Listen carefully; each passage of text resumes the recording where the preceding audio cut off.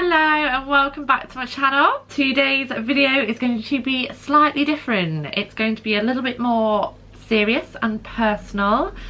So if you're here for a fun vlog or workout, probably switch off now because today is not that day, sorry. Today's video is actually going to be about my mental health and my relationship with alcohol. I'm going to try and keep it as light-hearted as possible because it is quite a serious thing, and if I go too deep into it I'll probably end up crying, and I don't want to do that. I'm doing this video for a few reasons.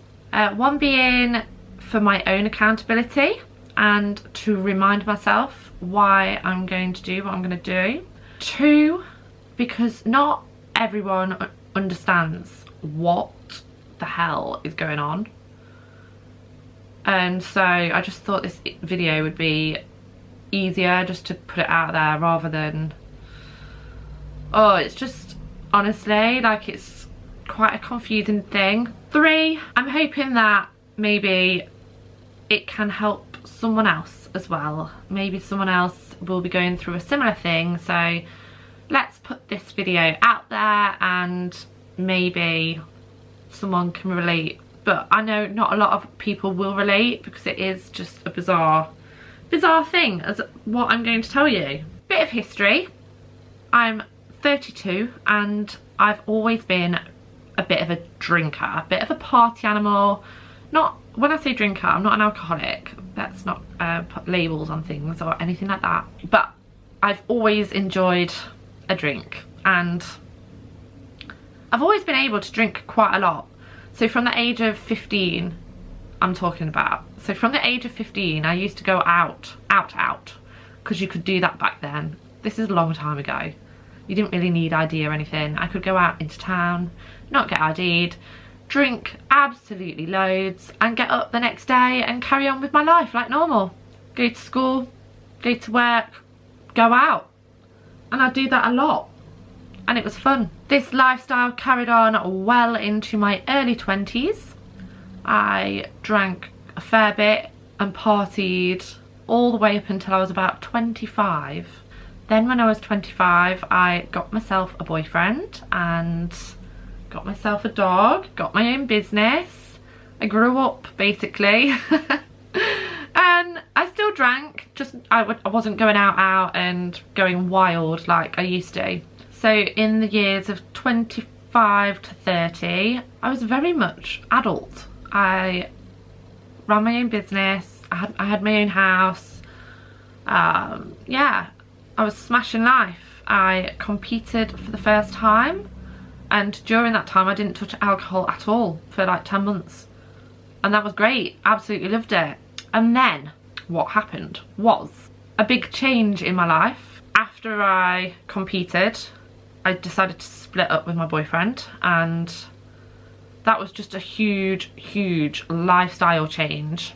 I didn't really have many friends, or really any friends, and yeah, I was just a bit lost. Okay, this history lesson is going on far too long. So basically, I found a new boyfriend. I was dating, I found a new boyfriend. This guy, I went out with him for a year, but he drank a lot, like more. He probably drank the same amount as I was drinking back when I was like 18, and he was still living that lifestyle as like just going out all the time. And like, if that's what he wants to do, fair enough, but it was a bit like alien to me because I'd not been there for so long and I didn't quite know how to deal with it. So I thought maybe this is just normal, and maybe it's me that hasn't been normal for the past 5 years, like not going out and not having any friends. And I was quite enjoying it. I was enjoying the new sort of going out and drinking again. And I reconnected with a lot of old friends as well. So that I was really grateful for. And I was just, yeah, I was loving it actually. It was really good. But it started to get out of control. So this is where it gets a little bit hard for me to say, because no one wants to admit that it gets out of control. but I'm here and I'm doing it, so here we go. A year ago, in July 2019, he finished it with me, and I didn't really know how to handle it. I've never been dumped before. So yeah, what I did was not the best way of dealing with it. I drank, basically. I drank a lot. I went out most nights. I drank a hell of a lot, and I used it to ignore all of my problems. Yet I was creating more problems as I was doing it, but without realising, because I was just so drunk all the time. Oh, fucking hell, as if I'm making this video. But it needs to be said, because I've put it off far too long. It's something I was going to talk about way in the future, when I was like thinking, I don't know. Basically, it got out of hand. It got well out of hand. I made a lot of stupid choices, and basically my mental health suffered massively. And I've never had this before. So back when I was drinking, like 18 to 23, mental health was never an issue.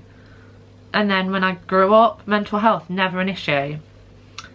Towards the end of last year, so at the start of this whole like drinking thing, it didn't affect me. I was just having a great time, going out, getting drunk, great time, whatever. October, November, I started to feel very, very different. And this would be like after a night out, and it wouldn't just be the day after a night out, it would stay with me for a very long time. When I say a long time, I say like a week or so, but that felt like an eternity. Oh, this is where it gets bad. I can feel myself. Ugh. Ugh. Right, so November last year, this is where it got shit. This thing, it's very hard to explain, and only until you go through it yourself you won't fully understand it, I don't think, because I didn't understand it until it happened to me. I think I was depressed. I really can't put, like, it's hard to put a label on it because I didn't go to the doctors, I didn't talk to anyone or anything, but basically there was a point of last year, November 2019, where I went into a dark place and I didn't want to come out. I sat on my sofa for over a week, didn't talk to anyone. I didn't want to go out, I didn't want to talk to anyone. I just cried all day, every day, and it was shit. Fuck, I didn't want to cry. I can feel it. I can feel it coming, but I won't. Ugh, I'm not sad. Like, I'm not gonna cry because I'm sad, because I'm not sad.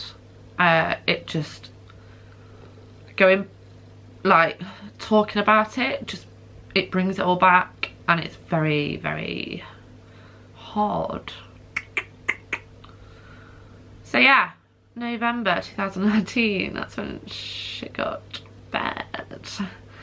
I was in a very, very dark place. I didn't talk to anyone. My friends that I thought were very close to me, so I had like a good few friends there at that point, and I didn't even hear from them. Like in my darkest freaking days, I didn't hear from them. And it was becoming quite apparent who were my real friends and who were like my drinking friends, which is fine. Like, it's nice to have drinking friends in different areas of your life, but when you feel like shit, it just makes it a bit more shittier. So also during this time I was binge eating bad. I would go and buy fucking loads of food and just eat and cry and go to sleep. I'd just sleep on my sofa and wouldn't want to talk to anyone. I wouldn't even want to talk to my mum. It was very sad, very sad. Anyway, it got to a point when I realised that it was alcohol that was causing this, and there was like a bit of a circle going on. I would train, I would feel good, And it was then when I'd be like, right, let's go out, and I'd drink too much, and then feel like this dark cloud was over my head, and it was just a constant circle basically. So I realised that to stop this constant circle I would need to sort of cut out alcohol and stop this party lifestyle, and I needed to not just quit, I needed like a new goal to sort of focus on. So that's when I got in touch with Tom, my coach, and decided to compete again this year. So we're coming into this year. Things were going well, like December, January, everything was going good. I was training again, I had a goal. I wasn't really going out too much. I would go out for drinks. Yeah, I wasn't going wild. I was in control, and it was good. Then flipping Corona happened. So the whole of the UK gets locked down, and my goals are sort of now out of the window. I didn't want my goals to be out of the window, so during March and April I stayed really focused, and I used this time, so the pubs are now shut, which did me a massive favour because I'm not going out partying with my friends. I concentrated so freaking hard at work that I was smashing it. I was in a really, really good place.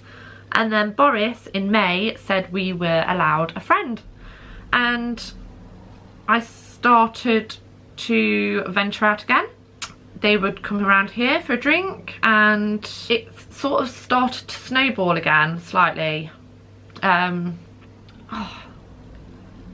probably making this sound so much worse than it actually is, because it really isn't that bad. Like, I'm definitely hard on myself. But yeah, the last couple of months, where are we now? We're July, so yeah, May to July, it's gotten, I can see a pattern forming again, where I'm getting more into that party lifestyle and less of where I want to be. And I had a barbecue last week, and I could feel this dark cloud coming again, and it's just made me realise alcohol is not for me. So yeah, after my barbecue last week, I had a barbecue a week today, no, 8 days ago, and in those 8 days I've not wanted to talk to anyone. I felt anxious. I get anxiety when the phone rings.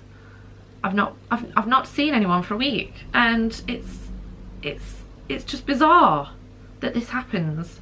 But yeah, these couple of incidents have really made me realise that I don't want it. I don't want it in my life. I don't want to feel like that.